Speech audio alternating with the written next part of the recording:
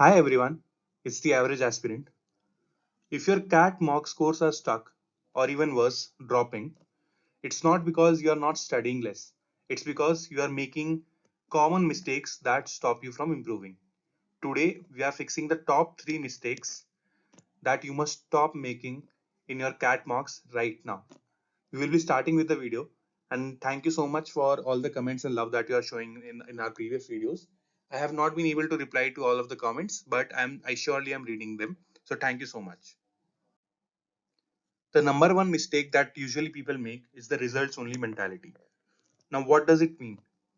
It means that you only look at the percentiles as soon as you finish the mock or as soon as you get the results of the mock. It can be time, CL, IMS, anything, right?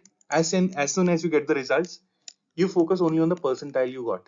You don't focus on the score, you don't focus on the analysis, anything else, and you dwell on that percentile. Now, mock percentile is barely the true picture, or I can say not at all the true picture. Why? Because in the best of best mocks, let's say time or IMS, maximum that I have seen is attendance of 15,000. Now, let's say in this 15,000, you got a percentile of 90 percentile. Assuming that all these 15,000 people are serious, what will be your rank? Your rank will be 1500. Now, how many people give CAT? Around 2 to 2.5 lakhs. Now, if 2.5 lakh people are giving CAT, if you get this rank, you would be in 99.2 or 99.3 percentile easily, assuming these were the serious aspirants. That is why I'm not saying you would get here. I'm saying that is why you should not solely look at the percentiles given in mocks, right? So what usually the mistake is that you rush to see your percentile, you feel bad, and immediately you move to the next mock. This is something I used to do. I'll not lie here. This is something a lot of people face, right? So the time between two mocks, this mock and the next mock, is very crucial. This is what matters, right? The time from mock 1 to mock 2, this time is the most important. You should shift your focus from score or percentile to analysis. Don't think about your scores here. Think about analyzing it. You need to spend double the time you spent on the mock. If you took a mock of 2 hours, spend at least 4 hours in analyzing it. This is where your score actually increases, right? Now, what do you need to do to fix this particular mistake?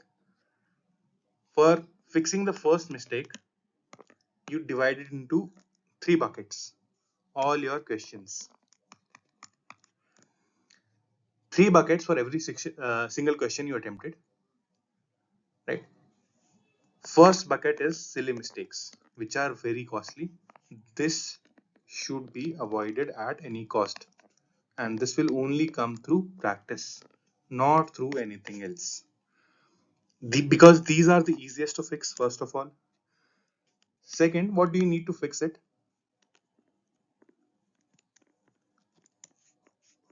Focus on this word because this is very, very important. When I used to make videos on CAT earlier, I emphasized on using calculator a lot.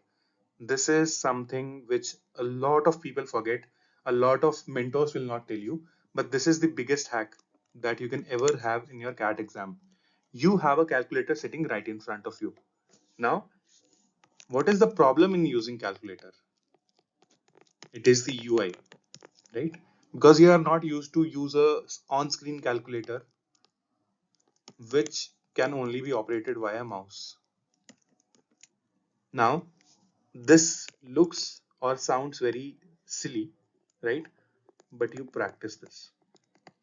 You just go on Google, type on-screen calculator, and start practicing your day-to-day, calculations or maybe give 10 minutes daily.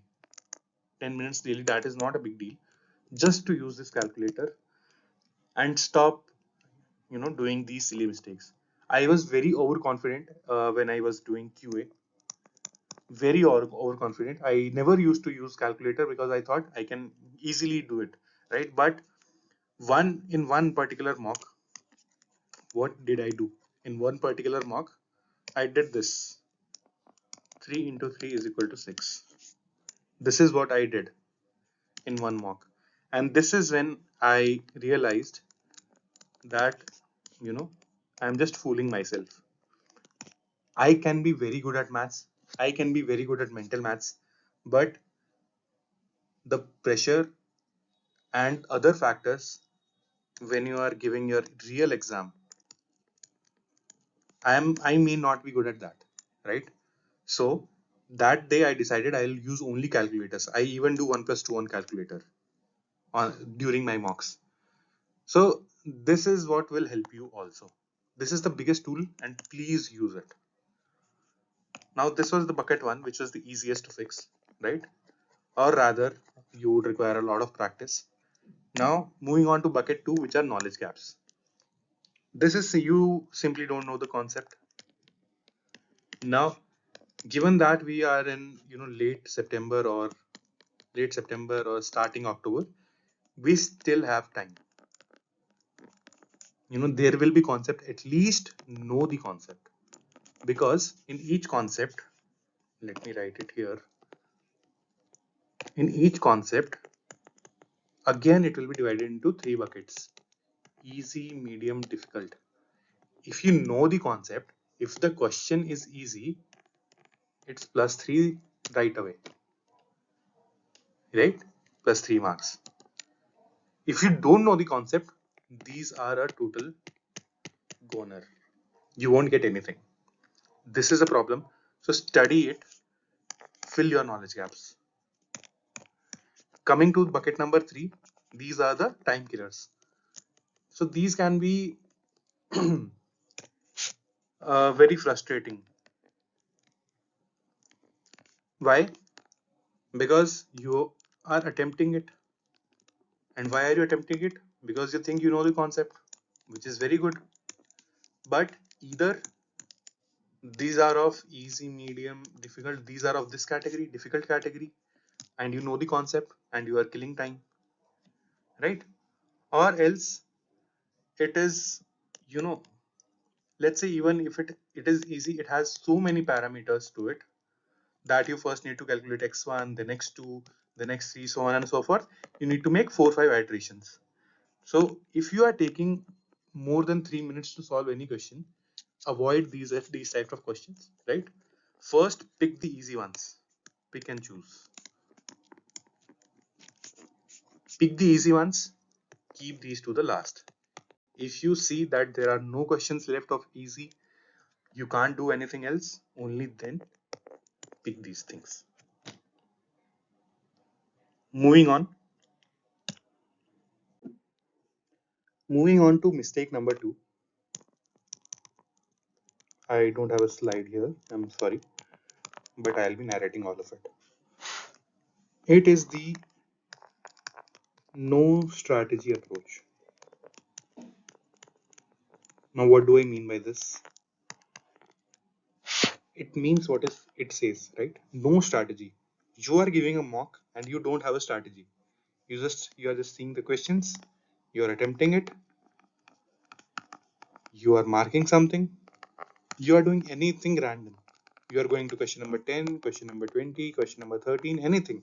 You don't have a strategy in place. This is really bad for you if you are giving mocks like this. Why this is a problem? Because you don't test anything. You don't test your strategy in the mock. You need to treat every mock as a experiment to your strategy. First of all, you need to have a strategy, right? You need to walk into every mock with a plan. Having no plan, no strategy is a big no-no. For example, in the quant section, decide before the mock where you want to start. Let's say you want to spend your first 5 minutes identifying 5 easy questions, just identifying, not solving, right? Then you want to give 10 minutes to solve these questions. If you solve all of it with good accuracy, in first 15 minutes you would have solved 5 questions, you would have got 15 marks easily. This is one of the strategies. Why this is a problem that you don't have any strategy is that you need to fix your time. You need to give time to all the questions, at least see all the questions. Now, there would be a point, let's say you are only seeing 10 questions, but what if the next 10 are easiest or easier, right? So, usually there is a 1-to-1 rule. Round one, it is where you scan the questions. Scan all the questions if possible, or whatever questions. Try to solve 3, 4, or 5, whatever you can, in the first 10 minutes. Then going to round 2, this is the next 20 minutes. In this, try medium difficulty questions or the easier ones which you missed in first 10 minutes.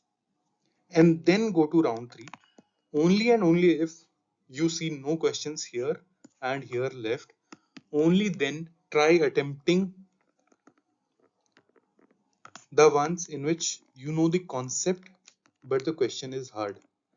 Because if you attempt the questions where you don't even know the concept, it is a total waste of time. Total waste, right? So this is one of the strategies that is used. You can always devise your own strategy. That is why I mentioned in the earlier as well that each mock should be a testing device for your strategies. So at least have 2 or 3 strategies. Try all of these strategies in the mock and see which one is working for you.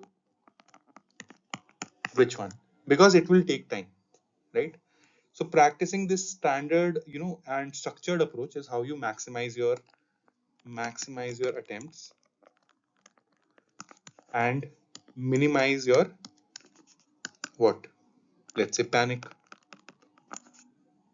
You don't need to panic. This is how things will work here. And the cat is not really, an issue. The issue is time management. And your mocks are the training ground. Now moving on to the third and last mistake. It is, more of psychological, not exactly a mistake. So let's discuss what I mean. Your emotions. Final and this I can say is the most damaging thing, that you get attached to questions. This is my biggest fear. This was my biggest fear when I was giving my mocks. I always feared that I would be attached to a question. I would get my ego between the question and me, and then I'll fail cat. This was my biggest fear when I was giving cat. You let a single question, say, or a single difficult section, or a single difficult bad mock score define your worth or your potential. Your performance on, let's say, one DILR set or a low score in one mock says what about you? It says nothing about you. Because the potential you have on the final cat day, it is not dependent on one mock or one set or a one simple, low percentile. But letting this stress, you know, carry into, let's say if you had a bad VARC, you are letting the stress carry forward to DILR, and you are, very good at DILR. You will mess this up. Why? Because you carried the stress. So just mentally wipe your, slate of your mind and clean it between the sections and stop making these mistakes. So this is a general advice. It's not really, a mistake, but this is what psychologically people or aspirants feel. So stop making these three mistakes which we talked about. Stop prioritizing results over analysis. No, don't do this, right? And stop testing without a strategy. Don't just go in there, solve 4 5 questions and come back. Always have a strategy, and stop letting the mocks dictate your emotions. You need to fix these things, and your scores will obviously climb. Now, this is whatever I had for this particular topic. So thank you so much for listening, and thank you so much for watching other videos as well. I would like you all to comment on topics which we should cover next. Maybe next week I can make a video, or maybe even tomorrow. Depends on what the topic is, how we are going to make it. And yeah, that is all. So thank you so much, and have a nice day. All the best for your CAT exam. This is for all these future aspirants. Thank you.